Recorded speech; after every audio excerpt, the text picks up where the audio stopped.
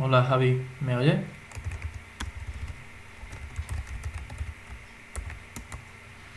¿Me oyes bien, no? Vale. Bueno, tú y yo estamos solos esta vez, aunque también tenemos otro compañero, ¿verdad? Que no puede estar hoy.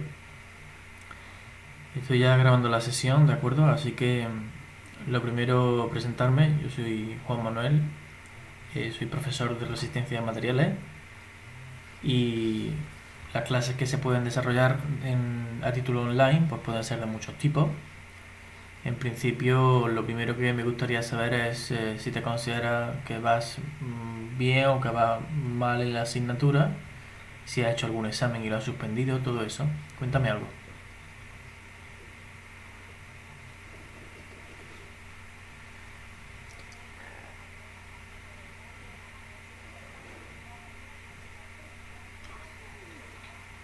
Vale.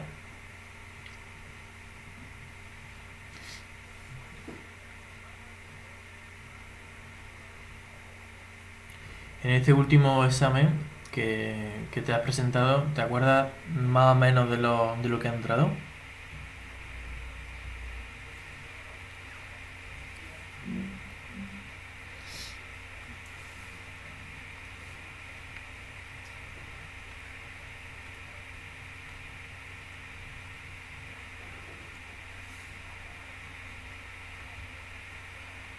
No lo recuerdas, ¿no? Bueno, pues entonces, si te parece, comenzamos desde el principio, ¿sí? Dado que tenemos clases de 1 hora y evidentemente, como en todas las clases particulares, lo suyo es hacer ejercicios tipo y ejercicios de examen una vez ya se vaya comprendiendo el temario. Te voy a recomendar un libro desde ya, ¿vale? Para que tú lo sepas. No sé si lo sabrás, aunque tiene mucha bibliografía, tanto en Word como en Internet en general. El libro se llama, te lo digo, Resistencia de materiales, de Luis Ortiz Berrocal, ¿vale? Con este libro es con el que yo suelo trabajar. Es bastante extenso y completo y, y está muy bien. Hombre, ¿qué pasa, Dani? No te esperaba. Me habían comentado que no podía venir. Vale, pues mejor. De acuerdo. Vale, vale, vale. Pues entonces este último jueves vemos qué hacemos con el horario, a ver si podemos cambiarlo o si se puede quedar así. Estaba comentando las características del libro de Ortiz Berrocal, que lo podéis descargar gratuitamente en principio, si no os lo pasaría yo, si tenéis alguna duda. Y en ese libro, el primer capítulo trata de la elasticidad o los conceptos básicos de resistencia de materiales. ¿De acuerdo? Así que eh, os pregunto, aunque yo creo que tengo la certeza de que sí, en el examen han entrado cuestiones propias de la elasticidad, no la resistencia como tal, que son el tema de las vigas, los teoremas energéticos y todo lo demás, sino ejercicios del tipo, por ejemplo, calcular el estado tensional de un sólido elástico.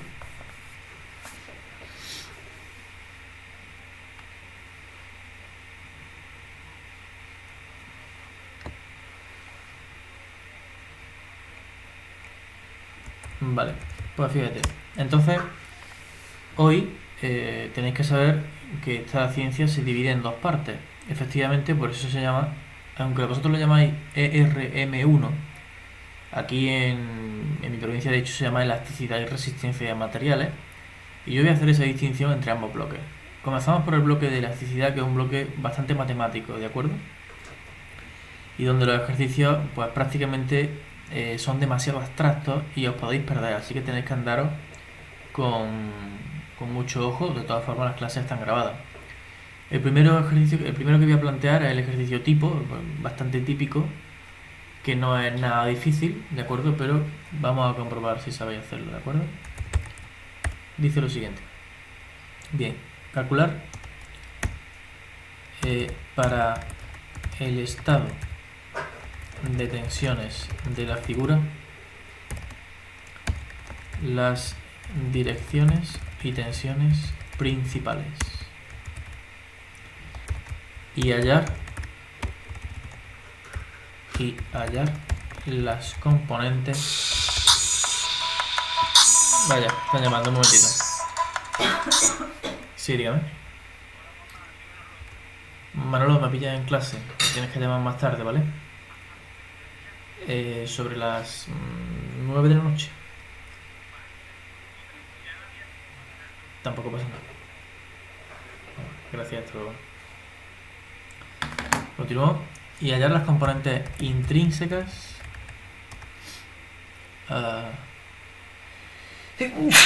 Sí.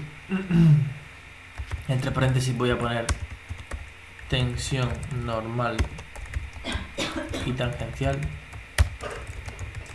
del plano, en este caso sería el plano pi, aunque no puedo ponerlo, por ejemplo 2x más 4y menos z igual a 1. A ti te conozco ya un poquito más, Dani. A ti, Javi, es la primera vez que estoy contigo. Así que, Javi, ¿tú tienes alguna idea de cómo se hace eso?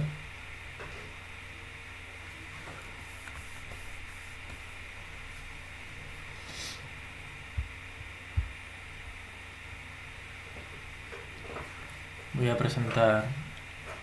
Vale. Voy a presentar entonces el estado tensional, ¿de acuerdo? Así, de última, estaba intentando que vosotros fuerais más participativos en las clases, porque cuando yo comencé a dar clases aquí en la academia,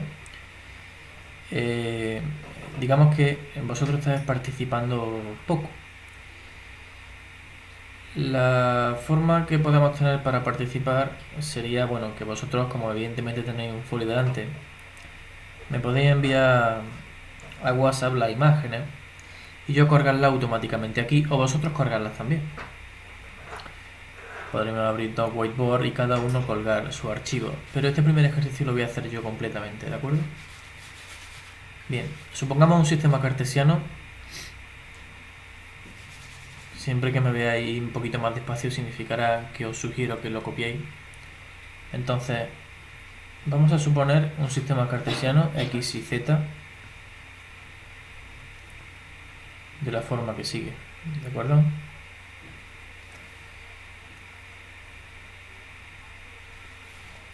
Este va a ser el eje x,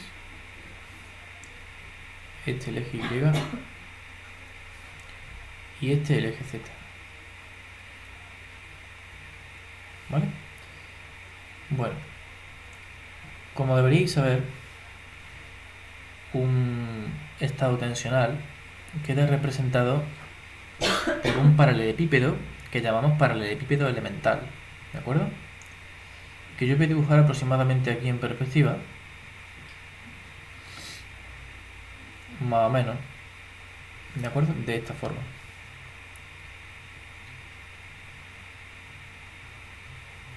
Así. Bueno, pues este paralelepípedo elemental va a estar sometido a una serie de tensiones, ¿sí? El concepto de tensión, que también tenemos que conocerlo por la teoría, pues para ello os sugiero que vayáis a el capítulo 1 y el apartado 1.2 del libro que os acabo de recomendar, de Luis Ortiz Berrocal, ¿vale? En esa parte se habla de el llamado prisma mecánico y en él se define todas las cuestiones relativas a un sólido, en este caso elástico, y también de cómo se definiría su equilibrio estático.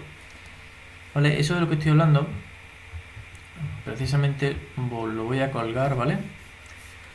En otro whiteboard para que lo veáis vosotros. Estoy hablando de la página 10 y de la página 11. Darme un segundito.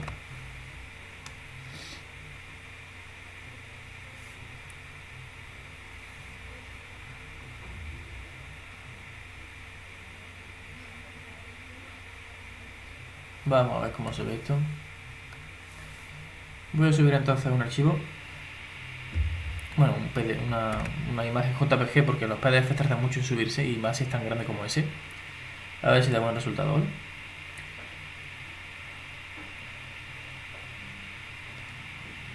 vamos a ampliar esto lo máximo posible. Bueno, en principio no se ve todo lo bien que yo quisiera, pero me sirve para la explicación, ¿de acuerdo? Así que voy a cambiar el color de esta flecha, no sé por qué se ha puesto este color. Bueno, se ve bien la flechita, ¿verdad? Bueno, pues Javi y Dani, supongo que en clase habrán comentado que un prisma mecánico es un elemento que en resistencia de materiales se utiliza de forma teórica para definir, por ejemplo, después lo que es una viga como tal. El caso es que es un sólido que en principio tiene una línea, que es esta, llamada línea media, y que une todos los centros de gravedad de cada una de las secciones que lo configuran.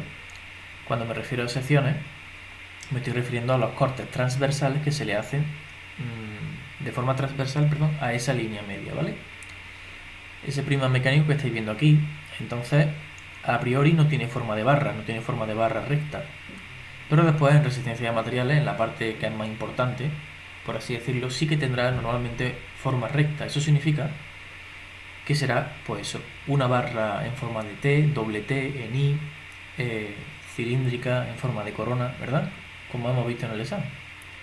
Por ahora, se trata de un prisma con una figura amorfa, de la que se extrae un elemento, ¿veis?, que yo he llamado prisma elemental. Este prisma, que está aquí dibujado, de acuerdo, y que podríamos ampliar, aunque no nos va a resultar útil ampliarlo porque ahora lo voy a pintar yo después, define cada una de las tensiones sobre los elementos, ¿de acuerdo? Entonces, precisamente este prisma, mucho cuidado cómo están dispuestos los ejes cartesianos, es el que os tenéis que saber más o menos de memoria. A mí no me gusta decir que tenéis que aprender nada de memoria, pero hay ciertas cosas que sí. A no ser que tuvierais un formulario y metierais esta imagen, pero lo dudo mucho, ¿vale? En cuanto a esta página como tal, no tiene más importancia a lo que voy a hacer si no es precisamente a estas dos, a este sistema de ecuaciones, a este y a esta matriz. Vamos de abajo arriba. Esta matriz de aquí, los dos tenéis que saber que es la llamada matriz de tensiones, que precisamente está referida al prisma mecánico. Y nosotros vamos a dibujar uno aquí y vamos a referir una matriz de tensiones para este ejercicio en concreto, ¿de acuerdo? Pues bien, las tensiones sí, te la dan. En principio te la dan o te la piden, ¿vale, Dani? Yo te la voy a pedir, aunque lo voy a hacer yo. Estas tensiones que están aquí escritas, ¿vale? Esto de aquí es un vector que se llama vector tensión, ¿de acuerdo? Lo pone aquí, de hecho, vector tensión. Y se corresponde con una orientación genérica, pone ahí, ¿verdad? Eso de la orientación genérica es muy importante, porque precisamente, ¿cómo está definida la orientación de este vector? Pues normalmente va a estar definida por un plano que yo he llamado antes plano pi. Así que la forma de calcular la componente de tensión asociada a un plano es precisamente a través de la fórmula esta, 157. Lo voy a repetir, Javi, eso es muy importante que lo recuerdes, ¿vale? Una de las preguntas más comunes de los exámenes de elasticidad es precisamente la segunda que yo he hecho, ¿de acuerdo? Y se hace a través de la fórmula 157, aunque ahí no queda la cosa. Todavía no sería suficiente, ¿de acuerdo? Sería el primer paso. En cuanto a las primeras ecuaciones, de las que yo no he hecho uso todavía, ni siquiera se preguntan en el ejercicio tipo que acabo de poner, son las ecuaciones de equilibrio interno que sí os van a servir, evidentemente, como en el examen os preguntaran, por ejemplo, calcúlese cada una de las componentes de las fuerzas de volumen de la siguiente matriz de tensiones, entonces habría que aplicar este sistema en derivada. Pero eso sería bastante sencillo. Si da tiempo hoy, cosa que creo que no, haremos uno referente a eso, ¿vale? Entonces, volviendo a nuestro ejercicio, ahora en cada elemento lo voy a presentar en otro color. Voy a presentar en verde las tensiones que llamaremos tensiones normales, ¿sí? Entonces, fijaros, este vector de aquí, que yo estoy poniendo, ¿sí? Y que le voy a dar un valor, de hecho, también, antes de nada. Por ejemplo, 40. La unidad de medida que vamos a utilizar va a ser el megapascal, que no es la unidad del sistema internacional, pero sí que es muy recurrente también, ¿vale? ¿Sabréis decirme cómo se llama ese vector?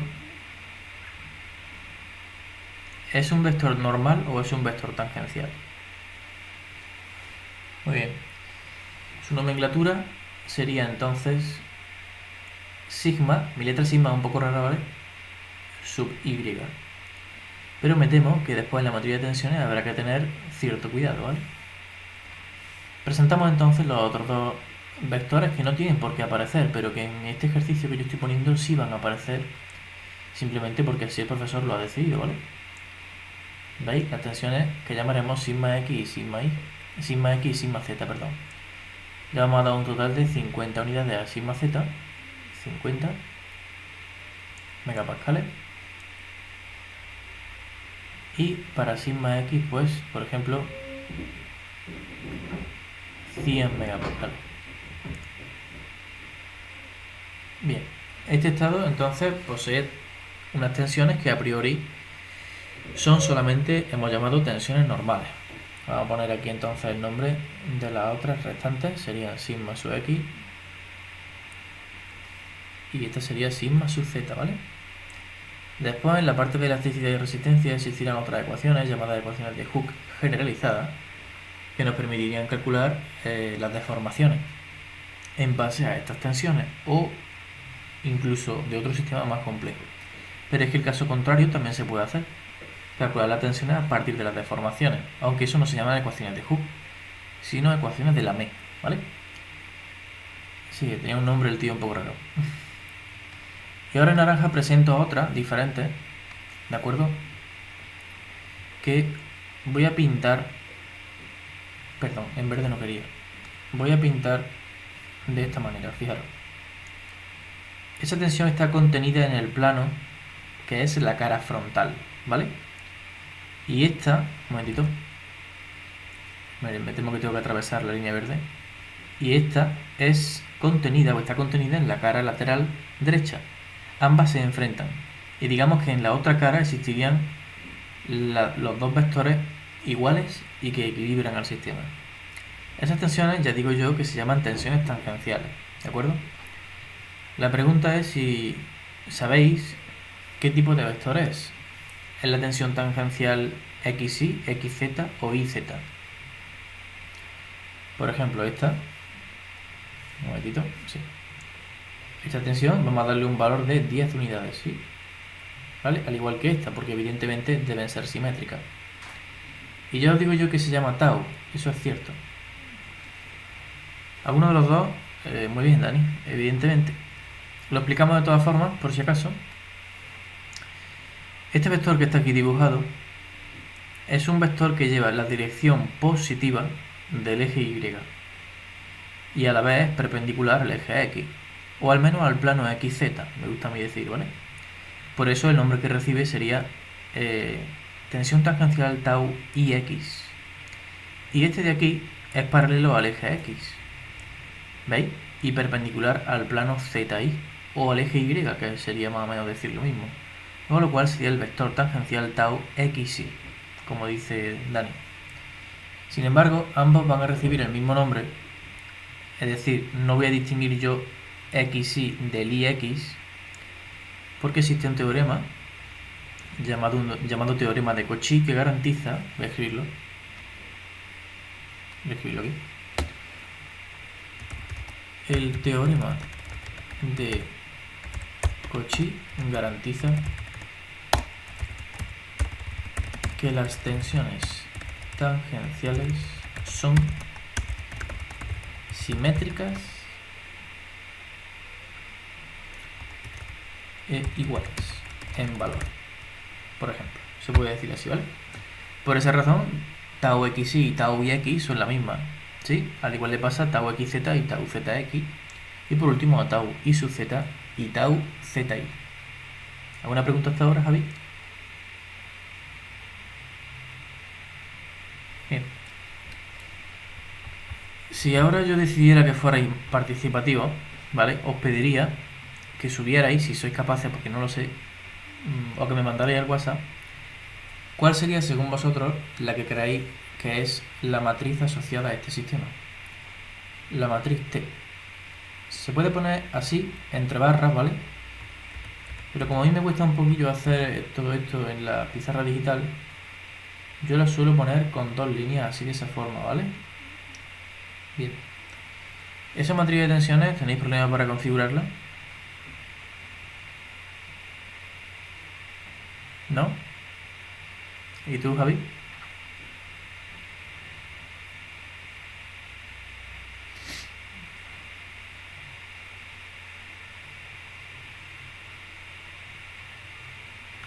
No entiendo muy bien la pregunta, Dani, porque no procede. Están sobre la cara. Las naranjas están sobre la cara, las tangenciales. Vale. Bueno, voy a configurarla yo, ¿vale? Por ser el primer día. Pero quiero que esta vez seamos participativos en las clases online, ¿sí? Bueno, pues la matriz de tensiones, evidentemente, es precisamente la que antes hemos comentado, que aparece aquí. Esta matriz de tensiones, que no sé si puedo ampliar, vamos a intentarlo. Bueno, veo que no. Tiene como valores característicos los siguientes. Aquí, en la diagonal principal, aparecen las tensiones normales, que se llaman sigma x o sigma xx, eso depende de la bibliografía. Vosotros no le hagáis caso a que aparezcan dos x, ¿vale? Simplemente sigma x, sigma y, sigma z. Estos son los vectores de tensión tangencial, tau xy para este y tau xz. Este por simetría será igual que aquel, que el elemento 1, 2, y este es el tensión tangencial tau sub iz. Así que evidentemente este valor, que es el 1, 3, será igual que el 3, 1, y este, que es el 2, 3, será igual que el 3, 2. ¿De acuerdo? Por tanto, en nuestro ejercicio, la matriz de tensiones será la siguiente. Vamos a configurarla. Tendremos primero la tensión sigma sub x, medida con su signo en megapascales, ¿de acuerdo? Que serían 100 unidades. Después aparecería la tensión tau xy. Como podéis comprobar, estos vectores hemos dicho que llevaban la dirección positiva del eje y y este la dirección positiva del eje x, lo cual quiere decir que esa tensión tangencial también es positiva. Por eso ponemos aquí un 10. Pero la tensión tangencial que aparecería aquí en el siguiente elemento, en el elemento 1, 3, no carecemos de ella, es inexistente. Entonces simplemente es que vale 0, ¿vale? Dime.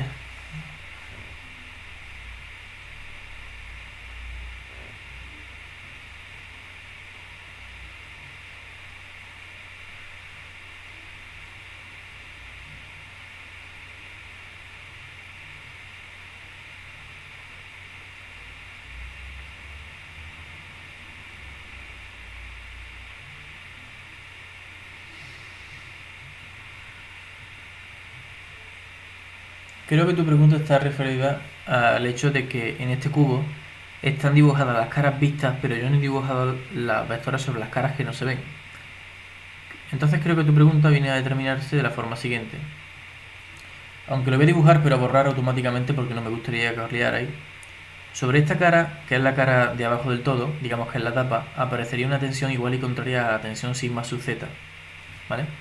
Y eso ocurriría con las tensiones normales también para el eje x, ¿sí? Y para el eje y.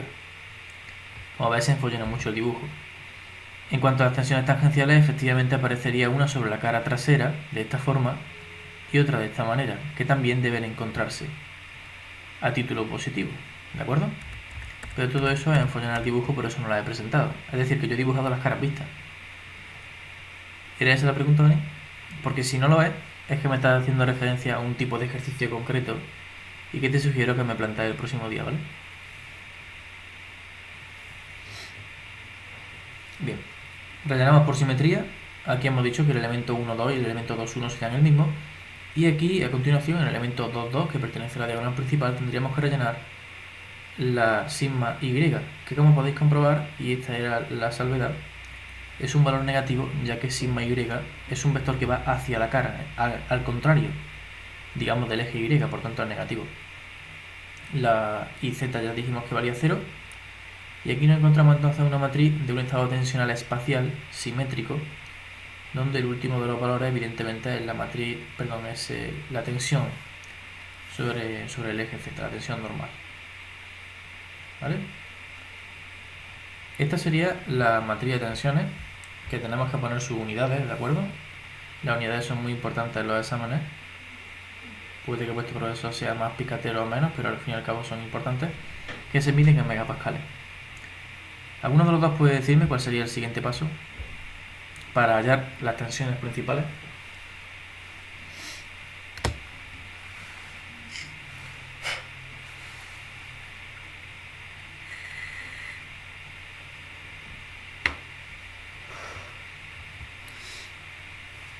Pues otra vez no sé a lo que te refieres, Dani, con el vector, porque esa no es exactamente la explicación.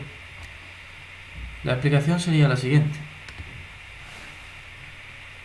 Para hallar, mínimamente tenéis que copiar lo que yo escribo en la pizarra, ¿vale? Para hallar las tensiones principales, calculamos los sigmas, calculamos, Dani, los autovalores, ¿vale?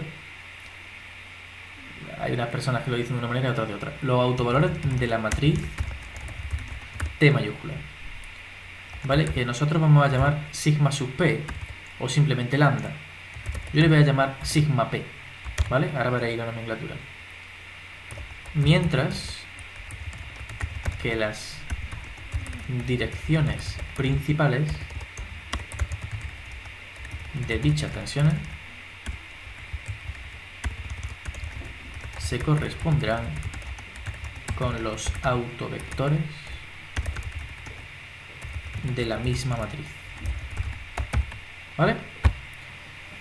Entonces, evidentemente, tenemos que establecer un cálculo que se basa en el álgebra de matrices y que pasa por un cálculo de un determinante muy sencillito, aunque la resolución del sistema quizá no parezca tan sencilla como vuestra calculadora, esa calculadora que os dejan en el examen, que deja mucho que desear, ¿verdad?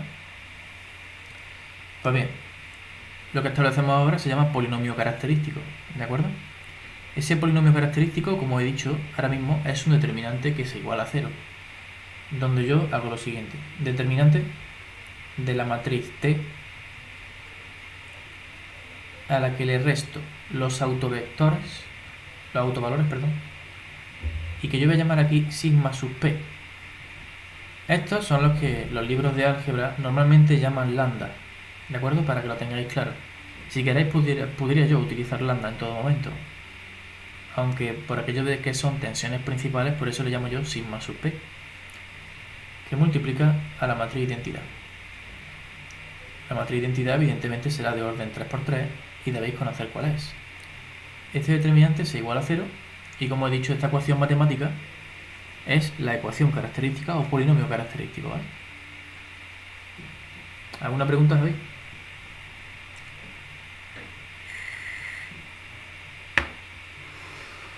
De acuerdo. Vamos a desarrollar entonces. Ponéis ahí desarrollando 2 puntos. Vamos a poner determinante bien grande. Como podréis entender, la matriz de identidad de orden 3×3 tiene todos sus elementos nulos, a excepción de la diagonal principal, que sería en la unidad. Entonces, si lo multiplico por el escalar sigma sub p, me quedaría el siguiente determinante. Fijaros, tenéis ahí la matriz de tensiones, así que nos quedaría 100 menos 1 por sigma sub p,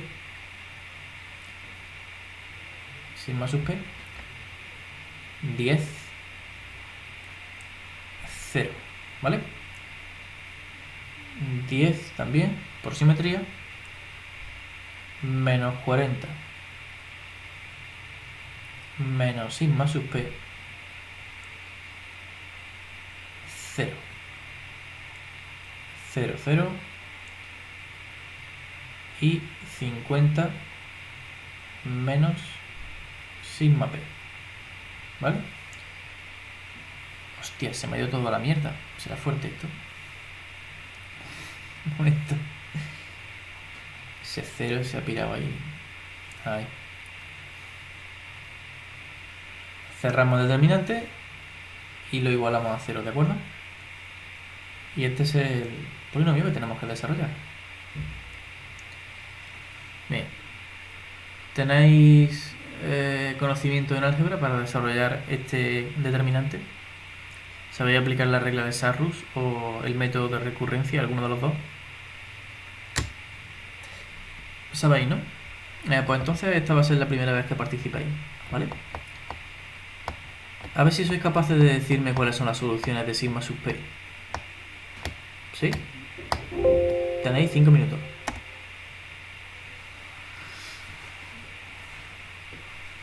¿Tú ya te lo sabes de memoria o qué?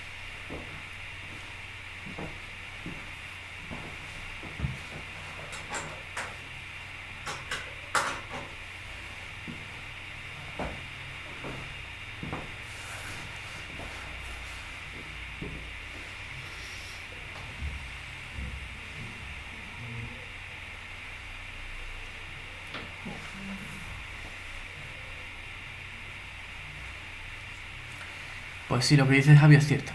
El valor 50 megapascales es una tensión principal. ¿Y las otras dos cuánto valen? Según vosotros, venga. Yo voy a resolver con mi calculadora programable, ¿vale? Y así no nos confundimos. Espera, voy a buscarla.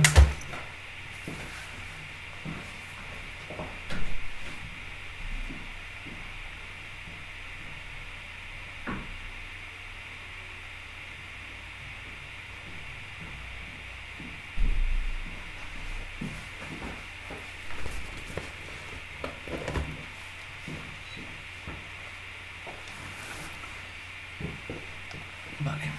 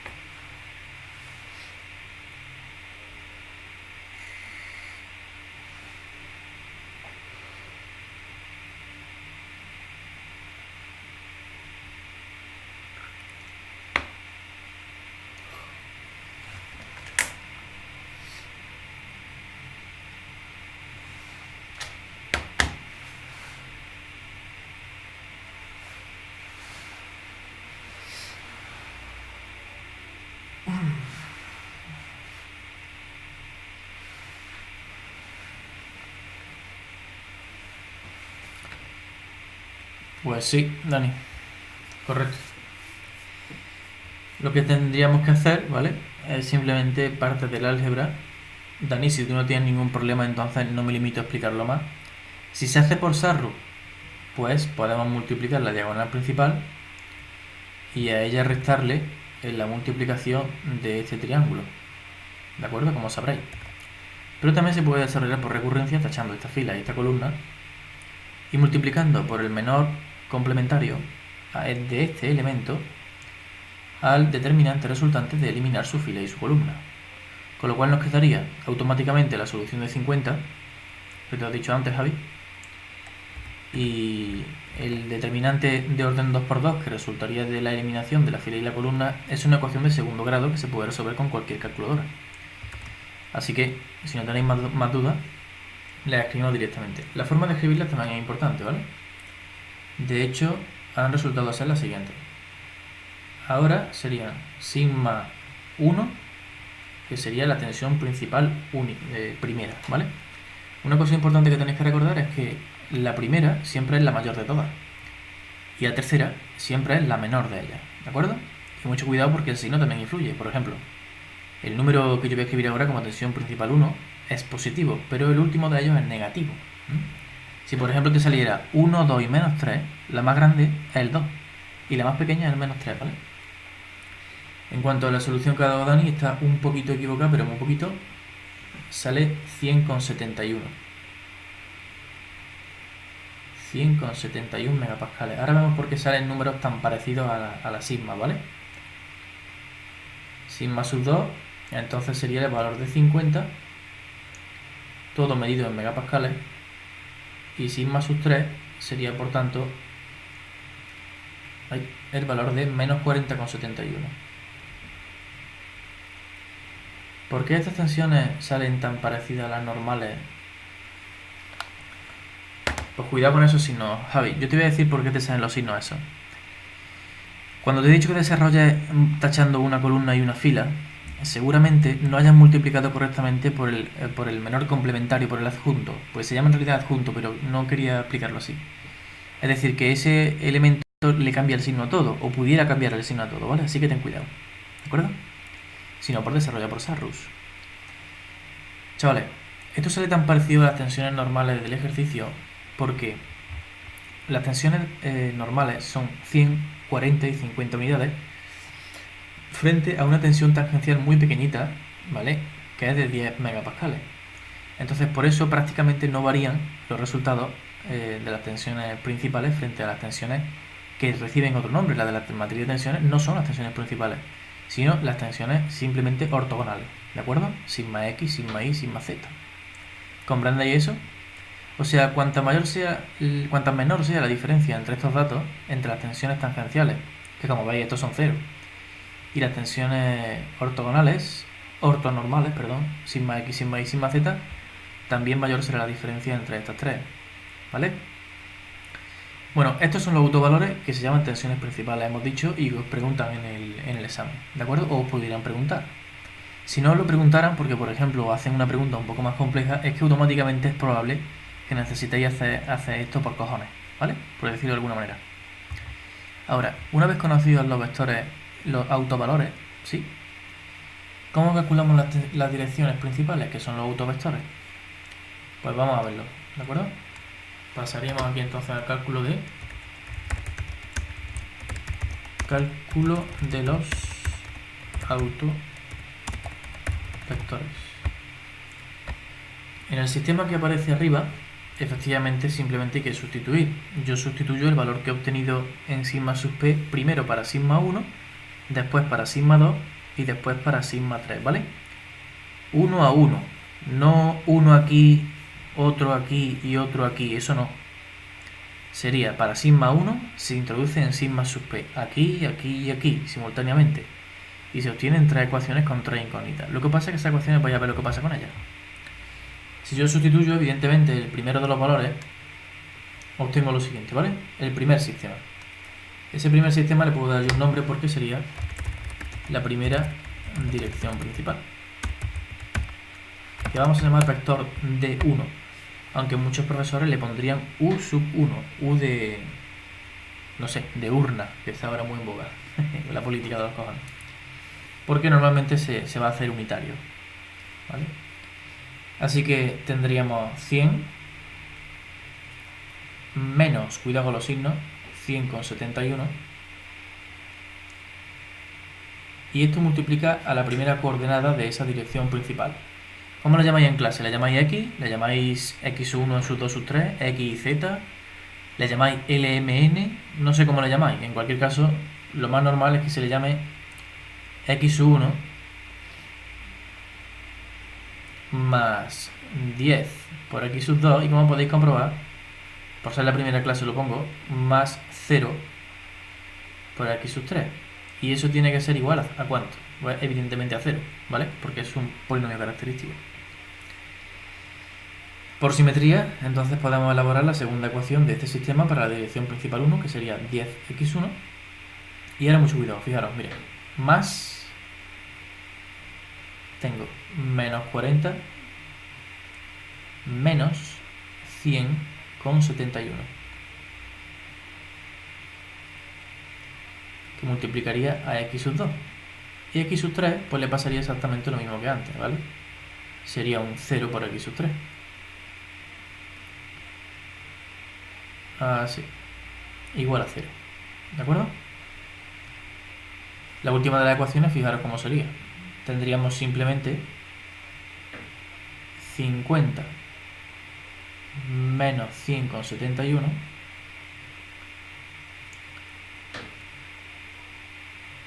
y eso multiplicado por x sub 3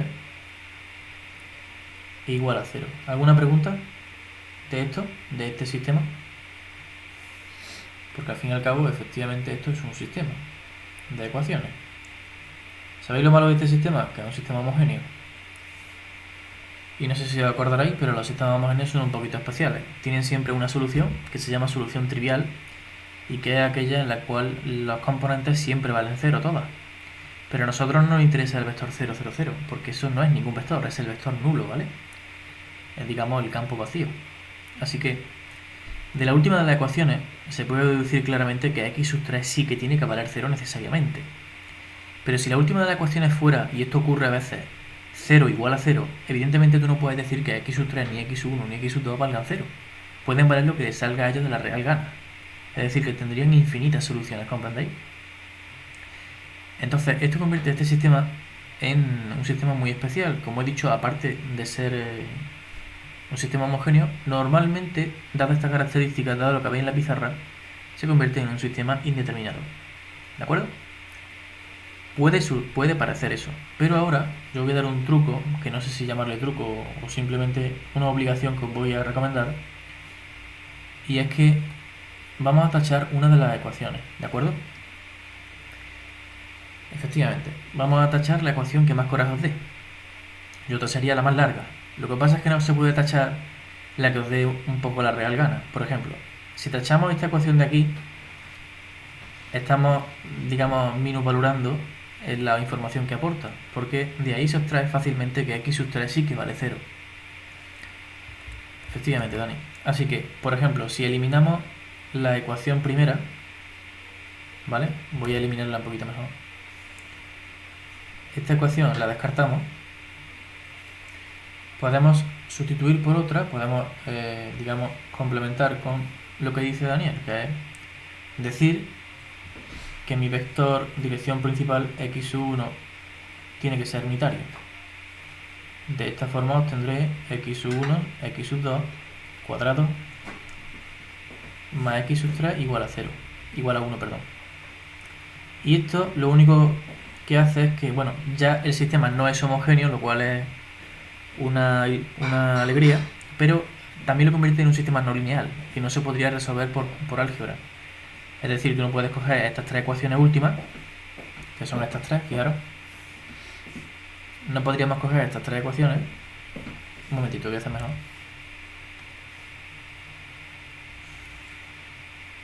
E introducirlas en un método de Gauss o un método de Kramer, porque evidentemente este cuadrado y este hacen que esa ecuación última no sea lineal y te impediría la aplicación del método de Gauss o el método de Kramer. ¿Alguna pregunta de eso?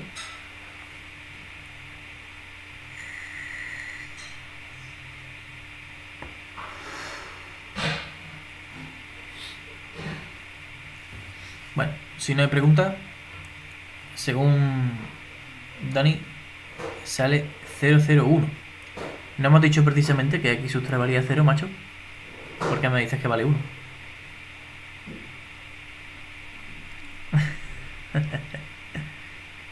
Una de las direcciones, que será la de 50, la tensión principal 50, sí que se obtendrá la dirección principal 001, pero eso es porque yo lo sé, no porque lo sepa de memoria, que este ejercicio me lo acabo de inventar, sino porque sustituyendo por 50, efectivamente sale 50 menos 50 por x sub 3 igual a 0. Y se obtiene una ecuación del tipo 0 igual a 0, así que la x sub 1 y la x sub 2 saldrían 0, 0, y la x sub 3 solamente podría valer 1 a partir de la cuarta ecuación, la que está en rosa. Pero eso sería en la dirección principal 2. Ahora estamos hablando de la 1. Nos queda otra que resolver ese sistema, chicos. Así que me temo que tendremos que resolverlo manualmente, ¿de acuerdo? Venga, voy a resolverlo yo.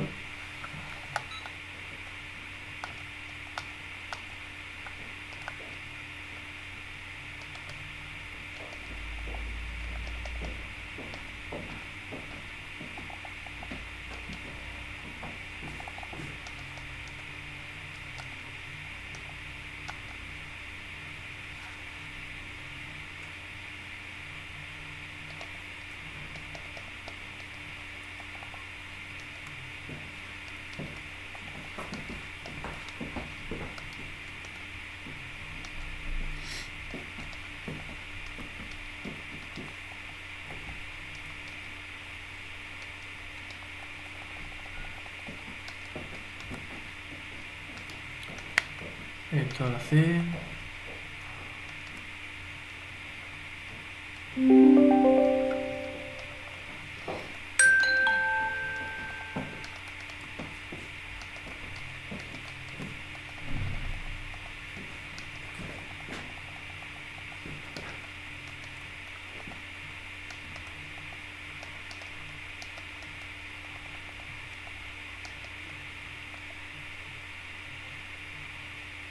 Vaya hombre.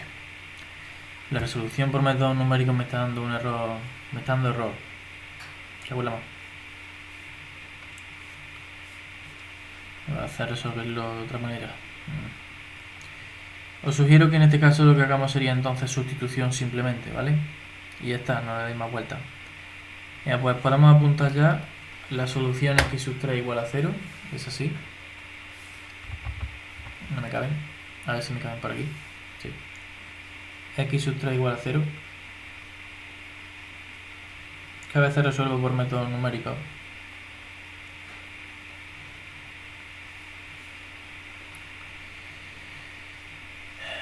Y después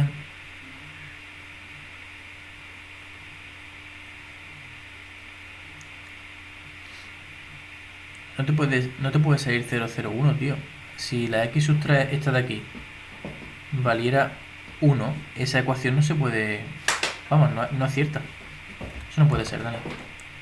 Bien, la x sub 3 vale 0 y las otras dos tienen que configurar un sistema cuyos cuadrados valgan 1. Así que fijaros, si esa vale 0, entonces esto de aquí también vale 0. Y de la ecuación que hemos puesto aquí en la primera del recuadro, la que era la segunda, se puede analizar cuánto vale x sub 1 en función de x sub 2, por ejemplo, o al revés. Fijaros, x sub 2, si yo la despejo, se obtiene 10 entre 140,71 por x sub 1. ¿De acuerdo? Efectivamente, entre menos es más y se obtiene esa solución. Ahora yo introduzco x sub 1 en función... introduzco su cuadrado y después x sub 2 en función de x sub 1 y despejo la ecuación matemática, ¿vale? Recordad que está igualada a 1, no a 0. A lo mejor por eso era, ¿no, Dani? Macho. Vamos a hacer eso.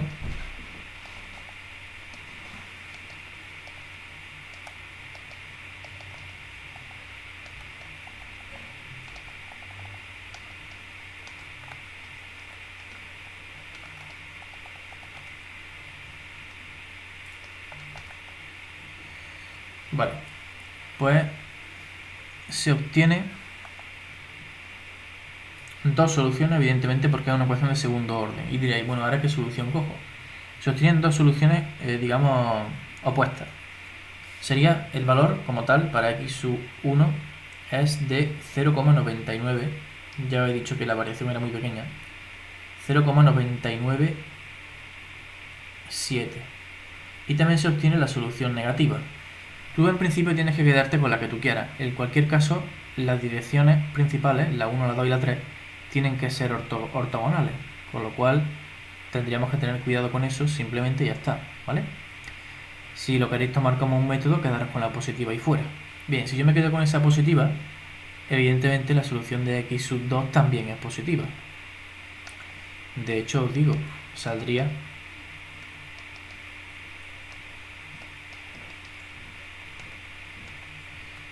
aproximadamente 0,0708 x sub 2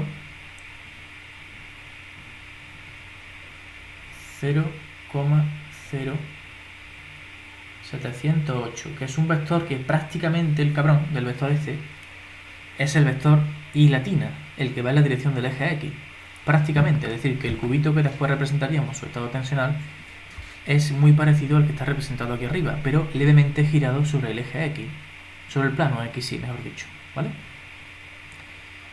Esas son las soluciones del primer sistema, ¿de acuerdo? ¿Alguna pregunta? Vale. Ahora podemos hacer una jugada que en principio es una jugada que no no me gustaría que la entendierais mal, simplemente es que, dadas las características de este problema, se puede hacer lo siguiente. Fijaros, cuando yo introduzca el valor, por ejemplo, el valor de 40,71 negativo, este de aquí, atento a esta explicación, ¿vale? Cuando introduzca este valor aquí dentro, veréis que vuelve a dar una ecuación que será 50 menos 40,71 por x sub 3 igual a 0, de donde se volverá a obtener que x sub 3 sale otra vez 0. ¿Eso lo comprendéis? Bien, si eso es así, entonces es que el vector dirección d sub 2 o u sub 2 sería simplemente un vector perpendicular al que ya tenemos, al que está aquí sus coordenadas en rosa. Y dado que la tercera coordenada vale 0, eso es muy importante, para hallar un vector perpendicular a otro que tiene solamente dos componentes, no sé si recordáis que se podía hacer intercambiando las componentes y a una de ellas cambiándole el signo. ¿De acuerdo? Y evidentemente la tercera de las direcciones es la que dice Dani, sería 001. Sí, claro, lo voy a redactar.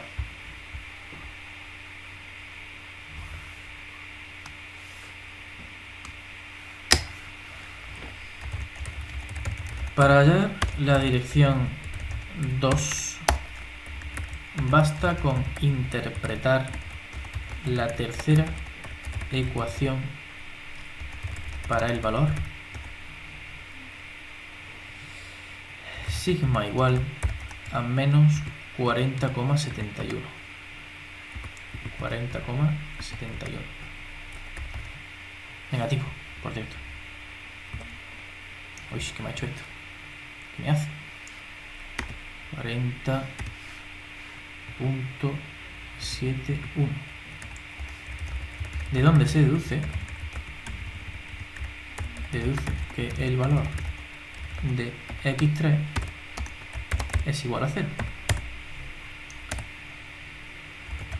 Por lo tanto, el vector d sub 2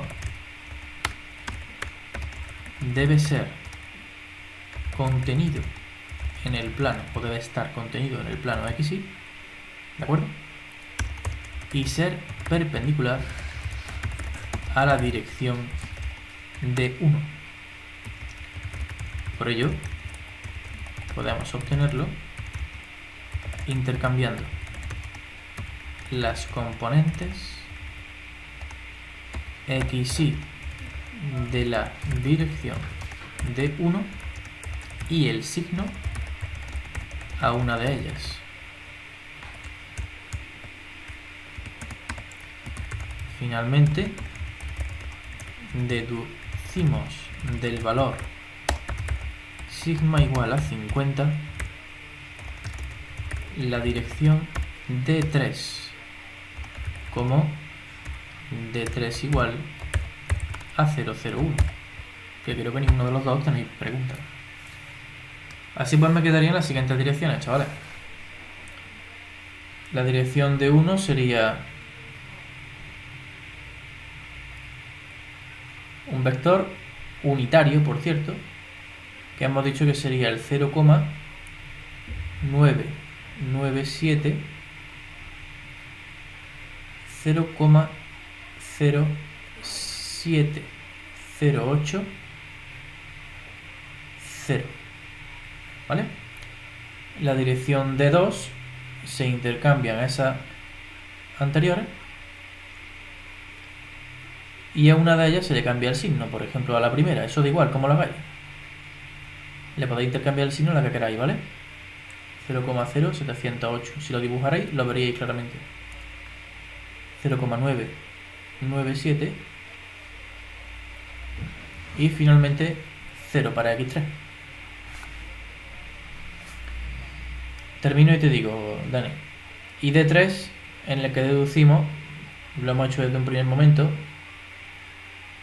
que sería la dirección 001. Empezamos por lo último. Esta se puede deducir fácilmente porque una de las direcciones principales, que es 50, coincide con la dirección ortogonal esta de aquí, que es la dirección sigma sub z. Entonces, ¿qué dirección o qué vector es el vector que lleva la dirección del eje z y es unitario? Pues necesariamente el vector 0,0,1. En cuanto a lo que yo he hecho antes, Dani, de intercambiar las coordenadas, es algo propio de la geometría analítica de bachillerato. Este vector y este son perpendiculares por necesidad al ser contenidos ambos en el plano XY y ser obtenidos intercambiando sus coordenadas y a una de ellas el signo. Podría haber puesto el signo menos aquí o el signo menos aquí. ¿De acuerdo? De todas formas, si tienes dudas con eso, genera el sistema propio de la segunda dirección, de la tercera dirección y debes obtener lo mismo que yo he puesto aquí. ¿De acuerdo? Eso sí es una buena observación. Si tiene las tres componentes, es decir, si esto vale por ejemplo 1, 4 y 5, evidentemente no se pueden coger 2 e intercambiarla y fuera, tomar por culo, eso no se puede hacer. Pero os digo más. Y esto sí os lo debéis apuntar, ¿vale? Así que copiarlo. Aquí no lo hemos hecho, pero en la mayoría de los casos se podría hacer. Fijaros que ahora cuando tenéis que copiar iré más lento. Cuando hemos hecho estos sistemas, técnicamente, aunque yo lo he reducido mucho, habría que haber hecho 3 sistemas, que son 3 coñazos en el examen. Pues la tercera dirección, sí, o la segunda o la primera, se puede obtener a partir de las otras dos. Entonces copiamos lo siguiente. Una vez obtenemos dos direcciones,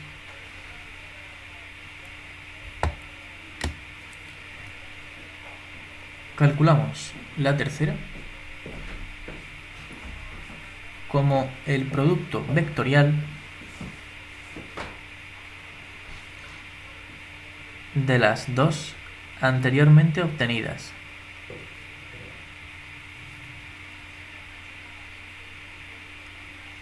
Puesto que será un vector perpendicular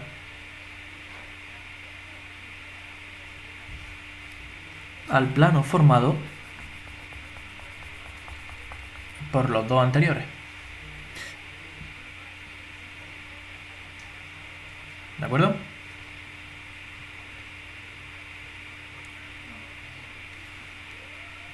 ¿Te queda claro a ti, Dani?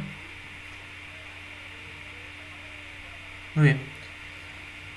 Bueno, pues las clasecillas estas de 1 hora da tiempo de un poquito menos, pero en cualquier caso, como tenemos 3 horas, siguen siendo 3 horas a la semana, así que yo no suelo perder mucho el tiempo, como veis voy directamente al grano y eso que hoy es la primera clase. Para el próximo día, que sería el miércoles, que creo que os espero también a los dos, ¿verdad? Lo que vamos a hacer es el segundo apartado, que ya sería las componentes intrínsecas. Así que os sugiero que hagáis un pantallazo de lo que hay ahora en la pizarra para que no se nos olvide y podamos desarrollarlo. ¿De acuerdo? ¿Tenéis algo que decirme en cuanto al horario, chavales? Lo digo porque yo tengo una agenda bastante apretada y no sé si este horario os viene bien o os viene mal.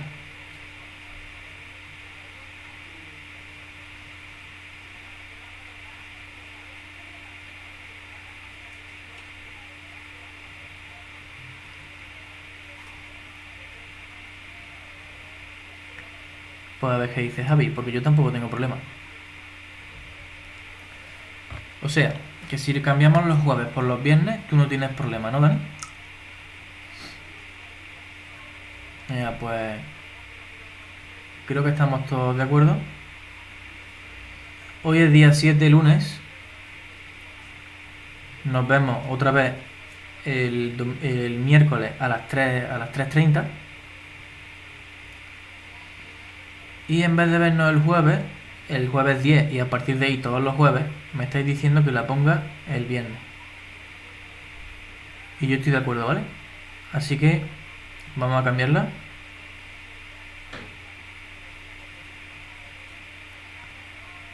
La pasamos de los jueves a los viernes.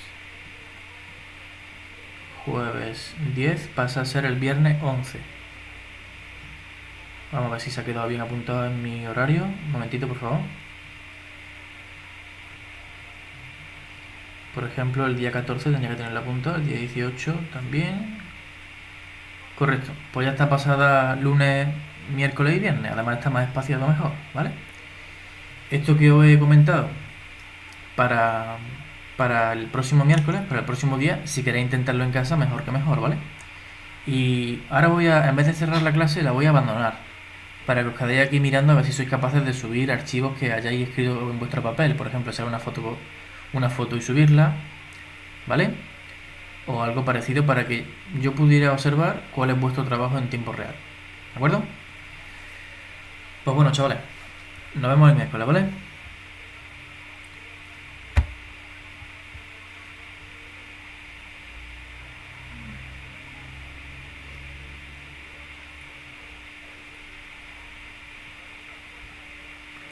No exactamente, Dani. No hay que pasar la paramétrica. Inténtalo. El próximo día lo vemos. Venga, un saludo.